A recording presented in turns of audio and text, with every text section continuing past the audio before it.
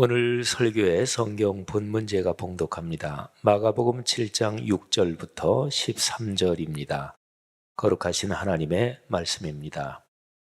이르시되 이사야가 너희 외식하는 자에 대하여 잘 예언하였도다. 기록하였으되 이 백성이 입술로는 나를 공경하되 마음은 내게서 멀도다. 사람의 계명으로 교훈을 삼아 가르치니 나를 헛되이 경배하는도다 하였느니라. 너희가 하나님의 계명은 버리고 사람의 전통을 지키느니라.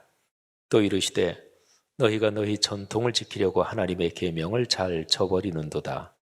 모세는 내 부모를 공경하라 하고 또 아버지나 어머니를 모욕하는 자는 죽임을 당하리라 하였거늘 너희는 이르되 사람이 아버지에게나 어머니에게나 말하기를 내가 드려 유익하게 할 것이 고르반 곧 하나님께 드림이 되었다고 하기만 하면 그만이라 하고 자기 아버지나 어머니에게 다시 아무것도 하여 드리기를 허락하지 아니하여 너희가 전한 전통으로 하나님의 말씀을 폐하며 또 이 같은 일을 많이 행하느니라 하시고 아멘. 어버이 주일입니다. 어버이이신 모든 분들에게 하나님이 주시는 평안과 또 하늘의 위로 또 여러분의 기도 제목이 응답되는 축복이 넉넉하시기를 주의 이름으로 축원합니다.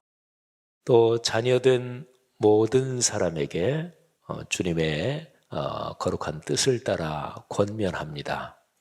여러분의 어버이, 어머니, 아버지를 잘 효도하고 또 잘 섬기기를 주의 이름으로 권면합니다. 마가복음 7장에는 바리새인과 서기관들이 예수님을 비난하며 공격하는 장면이 기록이 되어 있습니다. 예수님과 예수님의 제자들이 장로들의 전통을 지키지 않았다는 그것이 바로 이유입니다.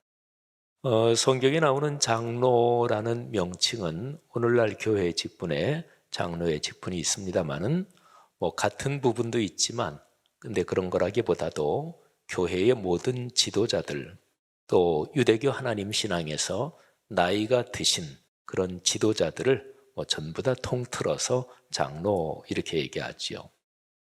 바리새인과 서기관들이 왜 당신과 당신의 제자들은 장로들의 전통을 지키지 않습니까? 문제가 된 것은 정결 예식입니다. 유대교 신앙에서는 구약 성경에 기록된 하나님의 말씀을 근거로 해서 여러 가지 정결 예식이 있었습니다. 그 중에 하나가 식사하기 전에 손을 씻는 것입니다. 그런데 손을 씻는 것이 위생상으로 손을 씻으려면 손을 전부 다 양손을 씻어야 되겠죠. 그런데 예수님 당시에 그 정도도 아니고 그냥 종교적 의미만 담겨 있는 그런 행위였습니다. 이렇게 세 손가락을 물에 잠깐 담갔다가 빼는, 말하자면 위생상이라기보다 종교적 형식, 형식이라는 게 또 내용을 담고 있는 거니까요. 그런데 예수님은 구약에 기록된 예언자의 말씀을 인용해서 대답하시면서 그리고 그들의 외식적인, 위선적인 신앙을 책망하십니다. 예수님은 이사야 선지자의 예언을 인용하십니다. 이사야 29장 13절 말씀입니다. 이 구절에서 입술 이거하고 마음 이게 대조되는 것을 보시고 그리고 예수님은 바리새인들이 장로들의 전통 이렇게 얘기한 것을 사람의 계명 이렇게 표현하십니다. 주께서 이르시되 이 백성이 입으로는 나를 가까이 하며 입술로는 나를 공경하나 그들의 마음은 내게서 멀리 떠났나니 그들이 나를 경외함은 사람의 계명으로 가르침을 받았을 뿐이라. 아멘. 자, 여러분, 오늘 이 본문 말씀으로 좀 더 깊이 들어가기 전에 오늘 설교 본문이 들어있는 마가복음 7장 전체의 흐름을 한번 잠깐 보겠습니다. 제 동네 세매줄 성경, 거기에서 제가 묵상한 거를 보여드릴 텐데요. 동네 세매줄 성경 8권이 신약의 첫 번째 책이죠. 거기에 136면입니다. 제가 이제 묵상하면서 7장부터 쭉 표시를 한 것입니다. 몇 가지 색연필로 표시도 했고요. 또 중요하다고 생각하는 부분에 표시도 하고 또 잠깐 메모도 했습니다. 왼쪽 아래쪽에 보면 예수님께서 조금 전에 제가 읽어드린 이사야서 말씀을 인용하시면서 입술 그리고 마음 이거를 대조시켜서 말씀하시는 그런 게 참 중요하구나. 그래서 입술, 마음 그렇게 그 나누에다가 잠깐 메모를 했습니다. 또 오른쪽에 보면 예수님께서 결론적으로 너희가 전한 전통으로 하나님의 말씀을 폐한다. 그래서 말씀이냐 전통이냐, 그러니까 예수님께서 이 두 가지 사이에서 하나님의 말씀이 당연히 더 중요한 거다 이렇게 말씀하신다 하는 것을 제가 관찰을 하고 나누에다가 잠깐 적었습니다. 사랑하신 여러분, 오늘 이 말씀을 보면서 이제 중요한 것이 부모 공경, 예수님 말씀이 거기에 대한 것인데요. 예수님께서 인용하신 구약 성경을 한번 보겠습니다. 예수님께서는 부모 공경에 대해서 십계명의 말씀을 인용하십니다. 십계명이 구약 성경 출애굽기 20장과 신명기 5장 두 군데 기록이 되어 있어요. 예수님은 그 말씀을 당연히 잘 알고 계셨고 출애굽기 20장 12절과 신명기 5장 16절을 한번 보겠습니다. 여러분, 이 성경 구절 우리가 오늘 어버이 주일인데 모두가 다 같이 한번 읽겠습니다. 내 부모를 공경하라. 그리하면 내 하나님 여호와가 내게 준 땅에서 내 생명이 길리라. 너는 내 하나님 여호와께서 명령한 대로 내 부모를 공경하라. 그리하면 내 하나님 여호와가 내게 준 땅에서 내 생명이 길고 복을 누리리라. 아멘. 여러분, 이 두 가지 말씀은 40년 차이가 납니다. 출애굽기 말씀은 이스라엘 백성이 애굽에서 나와서 그리고 홍해를 건너고 바로 광야의 시내산에 도착해서 거기에서 하나님께 말씀을 받지요. 그때 이제 십계명도 받습니다.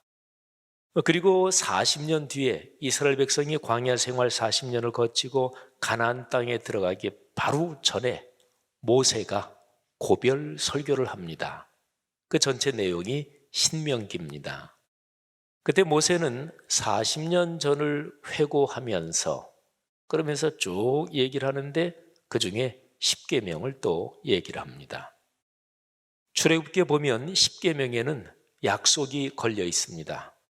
부모를 공경하면 하나님이 내게 준 땅에서 내 생명이 길 것이다. 그리고 신명기에는 그 약속이 좀 더 아주 깊이 있게 표현이 되어 있습니다. 내 생명이 길고 복을 누리리라.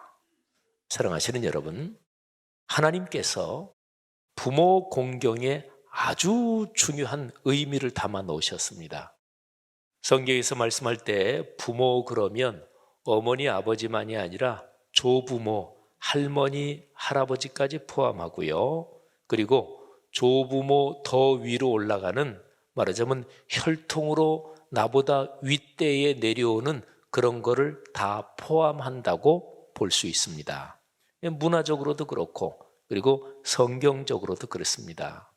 그러니까 유대교 하나님 신앙 안에서 또 구약 성경의 가르침에서 부모 공경은 눈에 보이지 않는 하나님의 권위가 눈에 보이게 나타난, 이것이 바로 부모 공경의 계명입니다.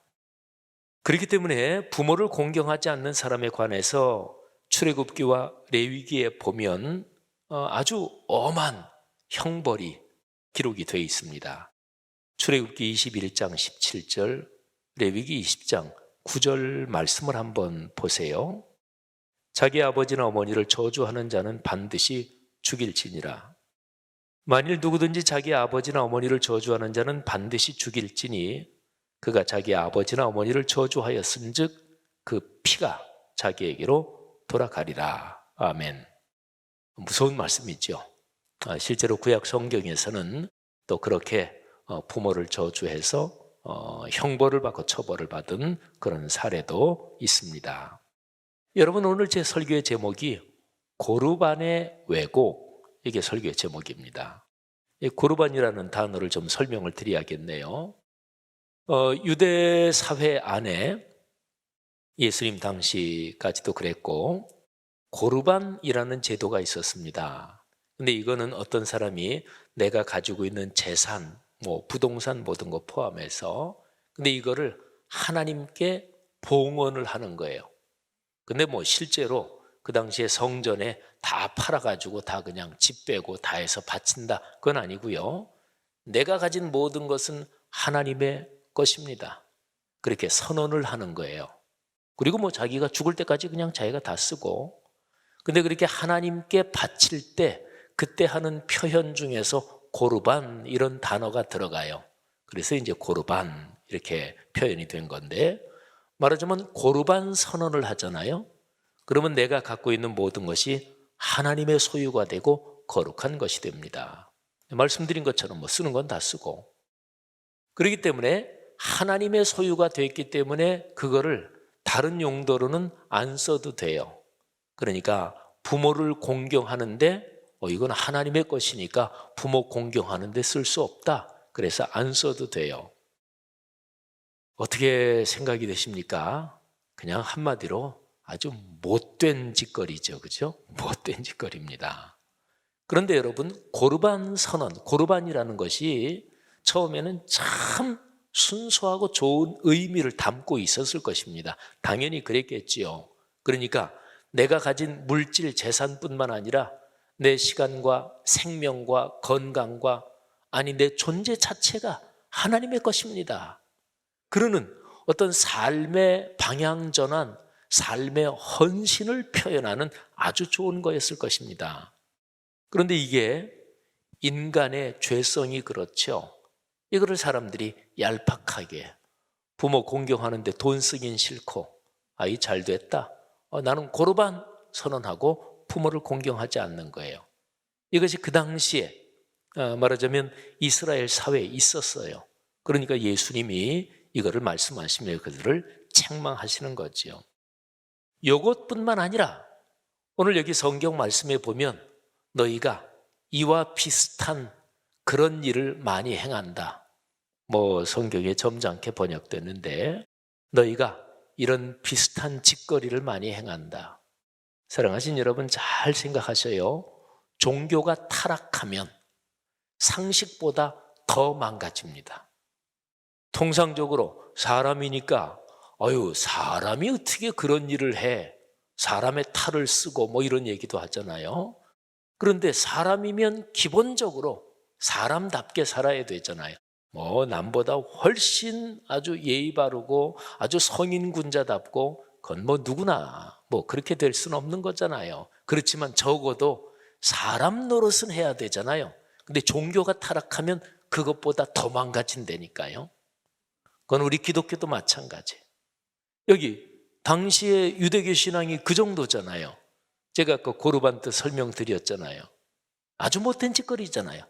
상식적으로 말이 안 되는 건데 야 이건 눈 가리고 아웅하는 것도 이 정도가 있지 이 정도로 생각할 수 있는 건데 실제로 그 당시에 그렇게 했다니까요. 사랑하신 여러분 오늘 본문에서 전통이라는 표현과 관련해서 바리새인과 서기관 이 사람들이 사용하는 표현과 예수님께서 사용하시는 표현이 다른 것에 주목해야 합니다. 자, 제 묵상 노트를 잠깐 보여드리겠는데요. 자, 바리새인과 서기관들 이 사람들은 장로들의 전통 이렇게 표현을 합니다. 그러니까 장로들의 전통 우리가 이렇게 우리에게 내려오는 이 전통이 굉장히 중요하다 뭐 이런 얘기지요. 그런데 예수님은 뭐라고 말씀하십니까? 사람의 전통이다 그러면서 8절에서 하나님의 계명과 대조하지요. 너희 전통 그러면서도 9절에서 하나님의 계명과 대조하고 그리고 너희가 전한 전통 그러면서 13절에서 하나님의 말씀과 대조를 시키잖아요. 그죠? 그러니까 예수님께서는 그 당시에 그 사람들한테 특히 종교 지도자라고 하는 사람들한테 너희가 생각해봐라. 하나님의 말씀이 중요하냐? 너희가 전통으로 세워놓은 것이 중요하냐? 그러니까 말씀이냐? 전통이냐? 이거를 강하게 말하자면 질책하시면서 결단을 요청하시는 거지요. 여러분, 저는 오늘 이 본문을 묵상하면서 두 가지는 반드시 기억하고 점검하고 훈련해야 되겠구나 하고서 마음에 깊이 새겼습니다. 제 묵상도 틉니다. 자, 두 가지를 먼저는 기억해야 합니다. 사람이 생각, 인식도 없으면 그쪽으로 전혀 진행도 안 되죠. 먼저는 기억하고, 그 다음에는 기억만으로 되지 않고 중요한 거면 생각이 떠오를 때 구체적으로 점검하고 더 깊이 생각하고 그거를 검토해야 합니다. 점검한 거지요. 그리고 나서 마지막으로 중요한 것은 그렇게 살도록 그러려면 훈련을 해야 되는 거죠. 제가 오늘 본문을 묵상하면서 두 가지를 꼭 그렇게 해야 되겠다. 자, 첫 번째는 입술의 말이나 외면의 행동보다 마음의 태도가 더 중요하구나. 그래서 끊임없이 하나님의 말씀을 내 마음에 새기고 그리고 내 마음에 두어야 되겠다. 여러분, 마음은 사람이 행동하고 말하는 사람 삶의 사령탑입니다. 그런데 그 마음이 상태가 어떠냐, 방향이 어떠냐, 가치가 어떠냐, 그걸 가리켜서 우리말로 태도라고 그래요. 어떤 사람이 저 사람은 그런 사람이야, 저 사람은 저래, 참 훌륭해. 그거는 태도가 그렇기 때문에 그런 거예요. 그래서 제가 오늘 이 말씀을 묵상하면서 그래, 내 마음의 태도를 늘 끊임없이 훈련해야지. 그리고 또 하나가 말씀이 전통으로 변질되지 않도록, 오늘 여기에 바리새인 서기관들은 자기들은 잘한다고, 원래 고르만이라는 제도가 처음 생겼을 때는 아주 좋은 거였겠지만 인간의 죄성과 욕심이 늘 어떤 거든지 간에 내 이익에 편하도록, 또는 나랑 친한 사람들끼리끼리 하도록 이렇게 자꾸만 변질시킵니다. 변질되다 보면 나중에는 말도 안 되는 상황까지 가게 되는 거지요. 그래서 변질되지 않도록 늘 말씀, 본문, 66권 성경의 기록 그 자체 텍스트로 돌아가야 되겠다. 성령을 의지하고 그리고 삶으로 실천하기를 늘 생각하면서, 사랑하시는 여러분, 우리의 삶이 하나님의 거룩한 말씀을 따라 변화되는 것, 이게 커다란 축복이지요. 이 축복이 우리의 삶에 늘 흐르기를 주의 이름으로 축원합니다. 제가 오늘 이 말씀을 묵상하면서 그러면 나는 어떻게 살아야 할 것인가, 제가 두 가지를 써놨습니다. 자, 두 가지를 한번 보면, 첫 번째는 천국에 계신 우리 부모님, 저희 아버지 어머니 다 천국 가셨잖아요. 부모님의 가르침, 또 그분들의 삶에서 내가 배운 거를 잘 기억해야 되겠다. 그리고 장인 장모님 아직 계시니까 장인 장모님께 진짜 효도해야 되겠다. 모든 효도의 기본은 시간을 내는 것입니다. 그죠? 물론 용돈도 드리고 다 중요하지만 시간을 내는 것, 그래, 시간을 내야 되겠다, 그거 하고, 그 다음에 또 한 가지는 아까 제가 묵상 노트에서 말씀드린 겁니다. 가만히 생각해 보면 저는 목사고 신학도 공부할 만큼 공부했고 목회도 이제 한 40여 년 가까이 했고, 그러니까 제 나름대로 제가 생각하는 습관, 관성 이런 게 있잖아요. 근데 제 아무리 좋은 거라도, 그런데 이게 기록된 성경 말씀에 맞나, 혹시 거기에서 나도 모르는 사이에 옆으로 비껴가지 않나, 이런 거를 늘 점검해야 되겠다. 그래서 본문, 기록된 성경 텍스트, 그거를 묵상하되 성령의 가르침에 의지해서 그리고 내 삶으로 실천이 되도록 묵상해야 되겠다. 사랑하는 여러분, 오늘 이 본문 말씀에서 여러분께는 하나님께서 어떤 메시지를 주시는 것입니까? 오늘 설교의 주제는 어버이 주일이기도 해서 부모 공경입니다. 사실은 성경 말씀의 가르침, 명령은 아주 명백해요. 그런데 현실적으로는 어버이 되신 모든 사람들 중에서 자녀에 대해서 마음을 접은 분들이 사실은 꽤 있죠. 그죠? 애들이 말썽 피우고 또 진짜로 효도도 안 하고 진짜로 아주 못되게 굴어서 자식 다 키운 거 다 소용없다. 또는 아유, 지네들 인생 사는 거지. 나야 뭐 살 만큼 살다가 천국 가면 되지 하고 자녀들에 대해서 마음을 접은 분들 계시죠. 그러니까 부모 자녀 관계에 상처가 있는 분들이 사실상 굉장히 많습니다. 또 자녀들도 마찬가지입니다.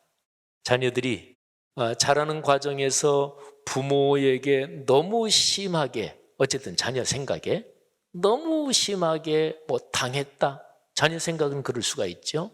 그런 게 상처가 돼서 평생 마음속에 분노와 원망으로 남아있는 경우도 있습니다.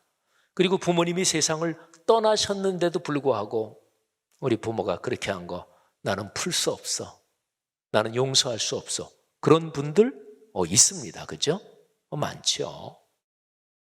현실적으로는 오늘 이 말씀을 가만히 묵상하면서 저는 마음속에 그런 생각을 가졌어요. 하나님, 우리 말씀삼 공동체 성도들의 가정 가문에서 어버이 되신 분들과 그리고 자녀인 모든 사람들의 상처난 관계 또는 마음속에 원망, 풀지 않은 매듭이 있으면 오늘 예배를 통해서 풀리게 하옵소서. 사랑하신 여러분, 여러분의 가정에 그런 복이 있기를 주님의 이름으로 축원합니다. 부모들 중에서 자식에 대해서 에이, 기대 접었다 그러신 분들 조금만 마음을 이렇게 여시기를 바랍니다. 자식 이기는 부모 없다 그러죠. 저는 고등학교 1학년 때 아무도 예수 믿지 않는 집안에서 제가 제일 처음 교회 나갔습니다. 그리고 고등학교 때 은혜를 받고 그리고서 이제 신학교 가려고 했는데 아버지 어머니가 많이 반대하셨죠. 제가 또 장남이었거든요. 근데 반대하셨는데도 제가 신학교 가야겠습니다. 그리고 갔죠. 아버님이 그것 때문에 굉장히 많이 화가 나셨어요. 그래서 아들이 신학교 갔는데도 교회를 안 나가셨어요. 어머님은 나가고 싶으신 마음이 있었지만 뭐 아버님이 굉장히 엄하시니까 나가지 못하고. 근데 제가 신학교 4학년 때 그때 이제 데모하다가 무기정학 당하고 군대 끌려갔는데 군대에서 이제 훈련소 들어가서 제일 처음에 사복하고 편지 하나 써서 집으로 보내잖아요. 근데 제가 거기에 다른 얘기 거의 안 쓰고 아버지 저 건강합니다. 걱정하지 마세요. 그런데 아버지 장남 소원이 있습니다. 교회 꼭 나가세요. 아버지가 그 편지를 주중에 받고서 그리고 그 주일부터 아버지가 교회 나가셨어요. 아버지 나가니까 어머님도 나가시고 그러니까 자식 이기는 부모 없다. 그렇게 신학교 가는 거 반대하신 아버지께서 아들이 하도 그러니까 그냥 교회 나가 주신 거지요. 나중에 믿음도 깊어지시고 그랬지만 사랑하는 부모 되신 여러분들이요. 자식에게 접은 그 마음을 다시 한번 여시기를 주의 이름으로 권면합니다. 또 자녀된 우리 성도들, 세상 사람 중에서 모든 사람은 자녀이지 않은 사람은 하나도 없죠. 혹시 부모님이 세상을 떠나셨는데 아직까지도 마음에 풀지 않은 그런 것 있으면 깊이 기도하시면서 부모의 이런저런 상황을 인정하고 이해하고 푸는 그런 은혜가 있기를 바랍니다. 여러분, 우리나라 사람들에게 굉장히 아주 국민 노래지요. 이흥렬 선생이 쓴 나 실제 괴로움 다 잊으시고. 근데 이 노래가 양주동 선생이 작시한 건데 양주동 선생은 황해도 사람입니다. 그리고 이흥렬 선생, 이 곡을 만드신 분은 함경남도 원산 분이에요. 근데 이흥렬 선생이 일제시대 때 이제 일본으로 음악을 공부하러 유학을 갔는데 경제적으로 어렵기도 하고 그리고 음악을 공부하려면 피아노를 배우고 또 피아노가 있어야 하는데 경제적으로 어려워서 그 상황이 안 되고 그래서 이분이 유학을 하다가 아무래도 접고 다시 그냥 돌아가야 되겠다 이렇게 생각을 하는데 그의 어머니가 이 상황을 알고 근데 집도 가난했고 어머님도 가진 돈은 없고 근데 이흥렬 선생의 어머니가 산에 가서 솔방울이 이게 송진 이게 있기 때문에 화력이 굉장히 좋죠. 그래서 보통 나무보다 솔방울이 그때 값이 더 나갔나 그렇다 그래요. 이 어머니가 자식 뒷바라지 하려고 피아노 사주려고 온 산을 다 다니면서 솔방울을 그렇게 열심히 해가지고 그래서 거금 400원을 만들었대요. 뭐 보니까 1930년대 쌀 한 가마니 값이 뭐 13원이었다 그러니까 진짜 거금이었죠. 그래가지고 아들한테 보냈고 아들이 피아노도 사서 음악 공부 열심히 해서 그렇게 유명한 작곡가가 됐습니다. 그래서 작곡한 곡이 바로 그 유명한 그 노래입니다.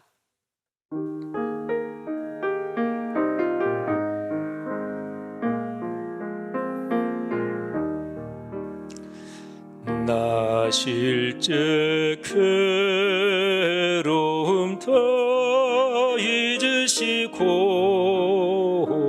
길을 째 밤낮으로 애쓰는 마음 진 자리 마른 자리 가라앉히시며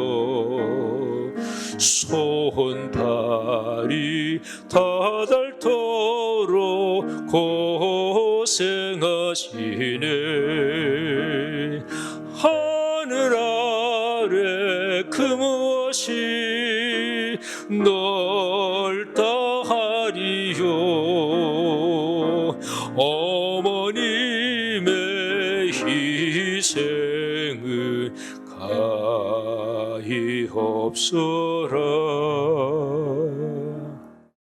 어머니라는 우리말에는 아버지, 이게 문화적으로 다 포함된 말이지요. 사랑하는 여러분, 자녀로서 부모에 대한 원망과 이거를 해결하지 않으면 자기가 행복하지 못합니다. 생각해 보세요.